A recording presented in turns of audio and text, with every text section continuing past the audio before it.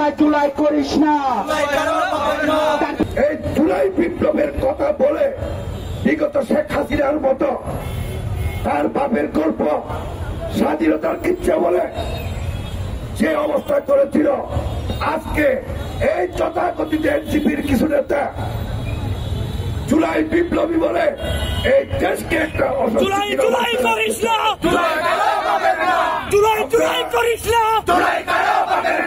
করে বলতে চাই, বিএনপির জনপ্রিয় এবং স্থায়ী কমিটির মান্যবর সদস্য জনাব সালাউদ্দিন আহমদকে এই কক্সবাজারে এসে যে কূটনীতি করা হয়েছে, মনে রাখবেন এটা গোপালগঞ্জ নয়। গোপালগঞ্জের মানুষ আপনাদেরকে হয়তো তেমন কিছু করে নাই, কিন্তু বিএনপি কক্সবাজারের মানুষ সালাউদ্দিন আহমদের জন্য যুদ্ধ নামতে প্রস্তুত আছে। সালাউদ্দিন আহমদ কক্সবাজারের 28 লক্ষ মানুষের স্পন্দন। সালাউদ্দিন আহমদ আমাদের আবেগ, সালাউদ্দিন আহমদ আমাদের ভালোবাসা। এই সালাউদ্দিনের বিরুদ্ধে যদি কেউ কথা বললে তাহলে তার কণ্ঠ স্তব্ধ করে দেওয়ার জন্য কক্সবাজার বাহিনী প্রস্তুত আছে। প্রিয় ভাইয়েরা, এই সালাউদ্দিন আহমদ আজকে জাতীয় পর্যায়ে নেতৃত্ব দিয়ে আসছে। দেশকে গণতন্ত্রের পথে, সংবিধানকে গণতান্ত্রিক করার জন্য আপনারা দেখছেন প্রতিদিন উনাকে সারা দিন রাত সরকারের সাথে কাজ করে যাচ্ছে।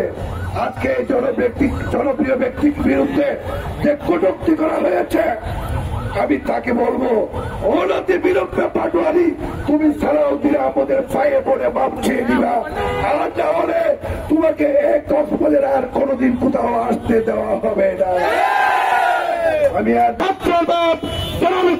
মাহমুদ চৌধুরী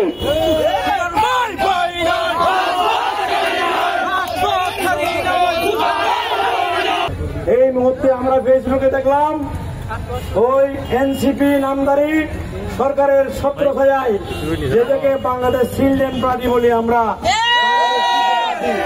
এই শিশু পার্টির একজন নেতা, স্বঘোষিত নেতা উতাগার গাজাখোর নাসিরউদ্দিন পাটোয়ারি আমাদের কক্সবাজারের গর্বের ধন বিএনপির জাতীয় স্থায়ী কমিটির সদস্য আলহাজ সালাউদ্দিন সাহেবের বিরুদ্ধে সিরিয়াসলি কটূক্তি করেছে, অবমাননাকর বক্তব্য দিয়েছে, বিদ্বেষমূলক বক্তব্য দিয়েছে, মানহানিকর বক্তব্য দিয়েছে। এবং এগুলো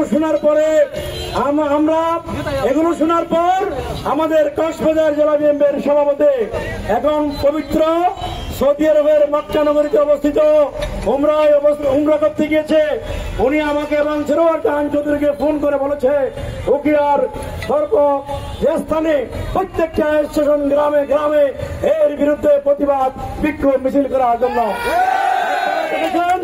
আমরা দুপুরে বিকালে আমরা নিদা নিয়ে করেছি, উকিয়া স্টেশনে করেছি, এখন কুটবাজার স্টেশনে করেছি এবং মরিচা হয়েছে, আরো হবে।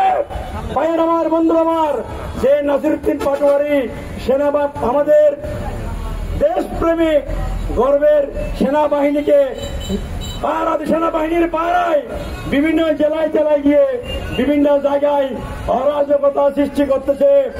আপনারা জানেন সালাউদ্দিন সাহেবকে বলেছে উনি নাকি শামীম ওসমানের সমতুল্য।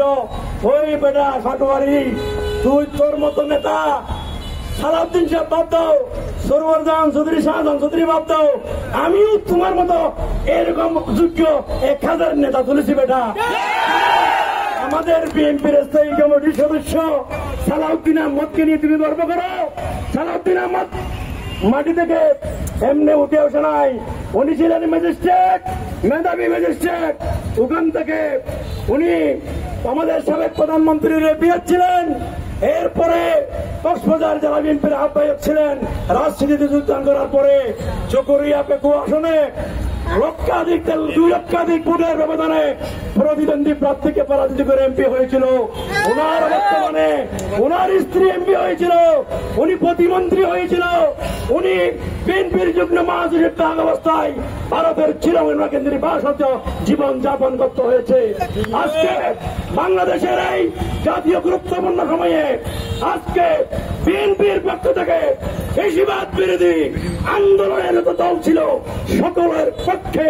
সালাউদ্দিন আহমদ ঢাকার রাজপথে বীরের মতো করে কথাবার্তা বলে, সুদর্শন চেহারার অধিকারী, ব্যক্তিত্ববান, গুণাবলী সালাউদ্দিন ভাই। আজকে সালাউদ্দিন ভাইয়ের জনপ্রিয়তায় সান্নিধ্য হয়ে এই ছোট বাচ্চারা যেভাবে কথাবার্তা বলতেছে, উকিয়া উপজেলা বিএনপির পক্ষ থেকে বলতে চাই, যদি নাসিরউদ্দিন পাটোয়ারি এর জন্য ক্ষমা না চাই, বাংলাদেশের কোন অফিস আদালত এবং বাংলাদেশের কোন জেলা উপজেলায় এদের আর কোনো ট্রাই হবে না। হাসিনা গেছে যে পথে, নাসির গঙ্গরা যাবে সে পথে।